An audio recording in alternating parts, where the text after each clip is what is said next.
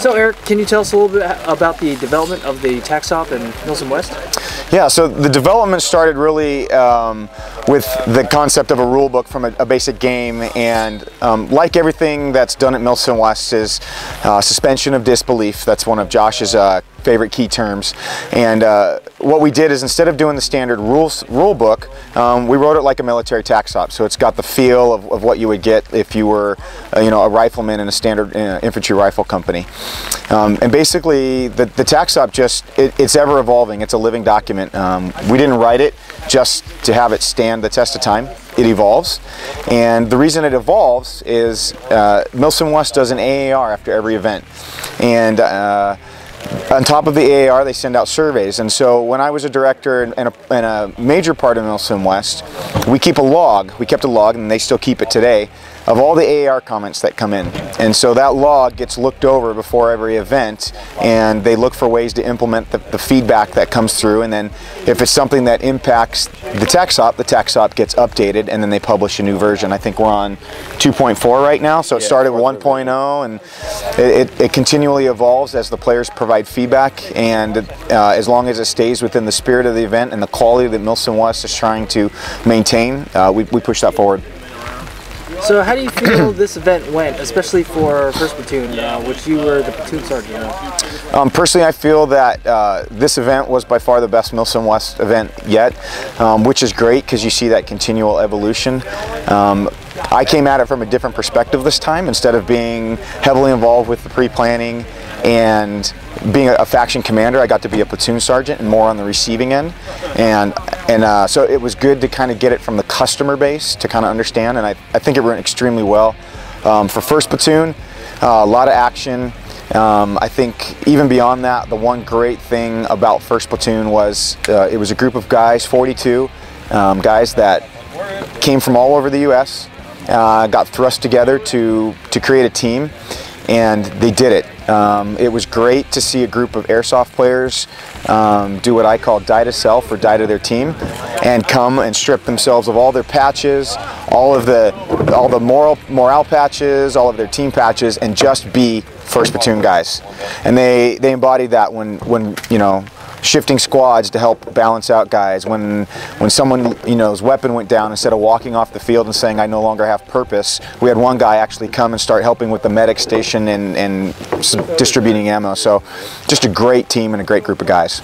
Hi guys, I'm Josh from Milsom West for This Week in Airsoft, and we just got done with Road to Rostov here in Clovis, California at Hill 559.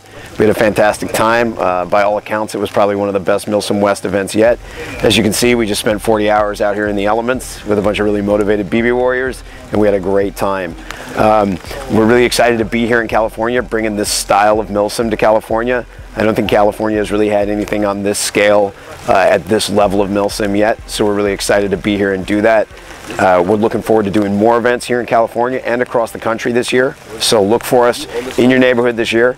The last 2 years we've had a really good run producing 4 quality 40-hour Milsom events a year in the Northwest, and this year we'll be moving out to other areas of the country, so look for us. We typically announce our events 3 months out from the actual event date. You should be seeing something in your area soon. We're looking at both the East Coast, the Midwest, and all through the Southeast.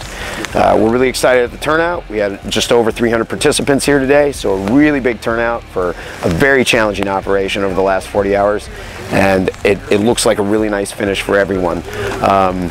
Obviously, as always, we're taking our improvements from this, tightening up our shot group as an organization, trying to provide a better product for the Milsom community, something that's more realistic, more immersive, and more about the experience than it is about the points. I think we were able to do that this weekend. We had some really superior leadership, a lot of guys from the 75th Ranger Regiment out here helping us out, acting as cadre.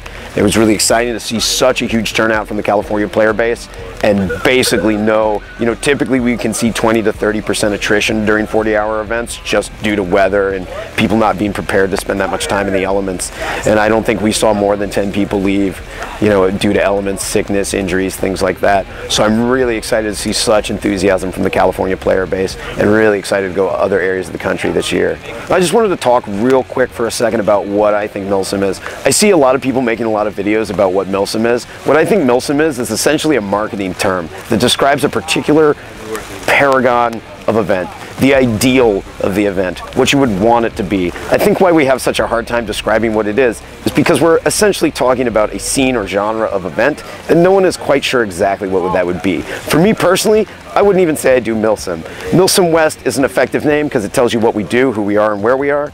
But I like to think that I play war games. I've been playing war games since I was 6 years old, probably. And it's probably the thing that I am best at in life, is playing war games. I'm not terrible at regular war, although I wouldn't say I was the most stellar ranger ever, but I am certainly the most stellar pretend war gamer that I know. Personally, I think that the reason we're unable to define the term is because it's going to change. We're going to use another word soon. In 5 or 10 years, it won't be Milsim anymore. It might be something else.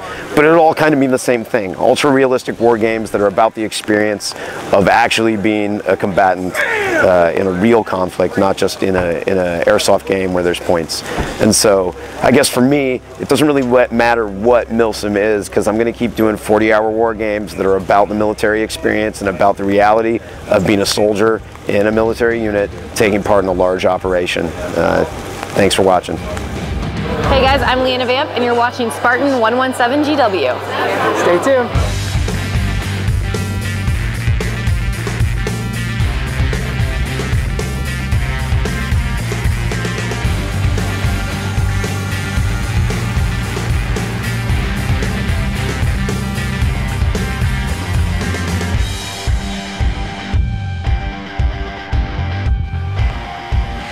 Elite Force BBs, that's what's in my mag. Thanks for watching.